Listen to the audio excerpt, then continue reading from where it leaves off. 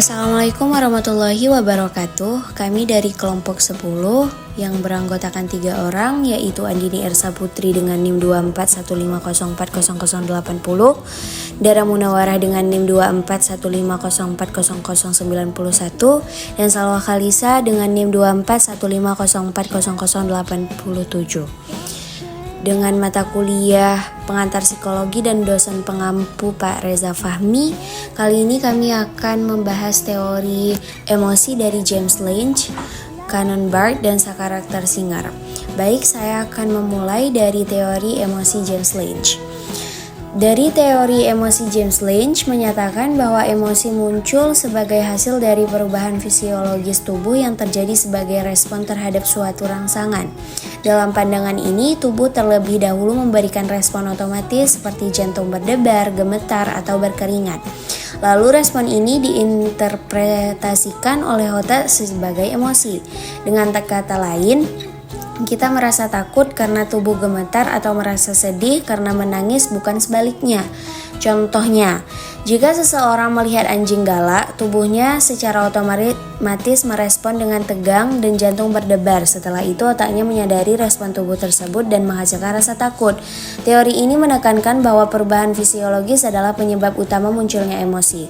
Namun teori ini mendapat kritik karena dianggap terlalu sederhana. Para kritikus berpendapat bahwa emosi tidak hanya bergantung pada perubahan fisiologis, tetapi juga terlibat penilaian kognitif terhadap situasi. Selain itu, beberapa emosi memiliki respon tubuh yang serupa, sehingga sulit membedakannya hanya berdasarkan perubahan fisiologis. Meski begitu, teori James Lange menjadi dasar penting dalam pengembangan studi psikologi emosi.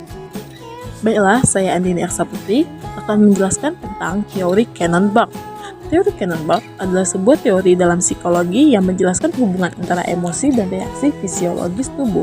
Teori ini dikemukakan oleh psikolog Walter Cannon dan fisiolog Philip Bart pada tahun 1927 sebagai tanggapan terhadap teori James Lange yang menyatakan bahwa emosi disebabkan oleh reaksi fisiologis tubuh. Misalnya, detak jantung yang meningkat ketika kita takut. Menurut teori Cannon-Bart, emosi dan reaksi fisiologis terjadi ketika kita melakukannya secara bersamaan, bukan secara berurutan. Hal ini terjadi secara bersamaan. Dengan kata lain, ketika kita menghadapi situasi emosional, otak kita, terutama bagian talamus, memproses rangsangan tersebut dan mengirimkan sinyal ke dua jalur terpisah. Satu menuju ke kekacauan fisik, misalnya perubahan detak jantung, keringat, dan lain-lain, maupun gemetar dan juga tremor. Dan satu lagi adalah menunjuk kesadaran emosional, perasaan takut, senang, marah, ataupun yang lain-lainnya. Kedua reaksi ini terjadi hampir secara simultan. Inti dari teori Cannon-Bart adalah yang pertama, pemprosesan simultan. Emosi dan reaksi fisiologis terjadi bersamaan, bukan salah satunya yang menyebabkan yang lainnya. Yang kedua, peran talamus. Talamus di otak dianggap sebagai pusat yang memproses informasi emosional yang mengirimkan sinyal ke sistem syaraf untuk mempengaruhi respon fisik serta kesadaran kita akan perasaan.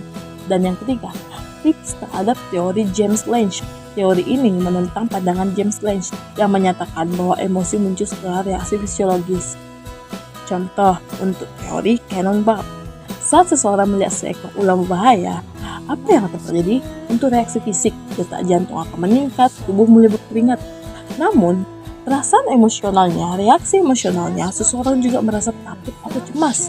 Kedua hal ini terjadi secara bersamaan, bukan salah satu yang menyebabkan yang lainnya. Bukan reaksi fisik dahulu, baru emosional, atau emosional dulu, baru fisik. Secara keseluruhan, teori ini membantu kita memahami bahwa emosi dan reaksi tubuh saling berhubungan, tetapi tidak saling tergantung satu sama lain secara sebab ataupun akibat. Selanjutnya akan dilanjutkan oleh teman saya, Salwa. Oke, saya Salwa Khalisa akan melanjutkan materi selanjutnya, yaitu teori sektor Singer. Teori sektor Singer yang juga dikenal sebagai teori dua faktor, menyatakan bahwa emosi adalah hasil interaksi antara dua faktor, yaitu arousal fisiologis dan juga kognisi. Menurut teori ini, ketika seorang mengalami arousal fisiologis, mereka kemudian menginterpretasikan atau memberi label pada pengalaman tersebut berdasarkan konteks situasi. Nah, misalnya nih, jika seseorang merasakan detak jantung yang sangat cepat setelah melihat ular, mereka mungkin menginterpretasikan perasaan tersebut sebagai ketakutan jika mereka tahu bahwa ular tersebut sangat berbahaya. Nah, dengan demikian, emosi yang dialami bergantung pada bagaimana individu memahami dan memberi makna pada reaksi fisiologis mereka. Nah guys, kesimpulannya, ketiga teori ini dapat memberikan perspektif yang berbeda tentang bagaimana emosi terbentuk dan dialami. Nih, teori James Lange menekankan urutan reaksi fisiologis yang mendahului emosi. Sementara teori Cannon-Burt menegaskan bahwa keduanya terjadi bersamaan. Dan di sisi lain, teori sektor Singer menyoroti pentingnya kognisi dan memahami dan memberi makna pada pengalaman emosional. Nah, mungkin memahami ketiga teori ini dapat membantu kita lebih baik dalam mengenali dan mengelola emosi dalam kehidupan kita sehari-hari. Oke, mungkin sampai sini materi yang hanya dapat kami sampaikan, yaitu peran humor dalam kehidupan sehari-hari. Kurang lebihnya kami minta maaf. Wassalamualaikum warahmatullahi wabarakatuh.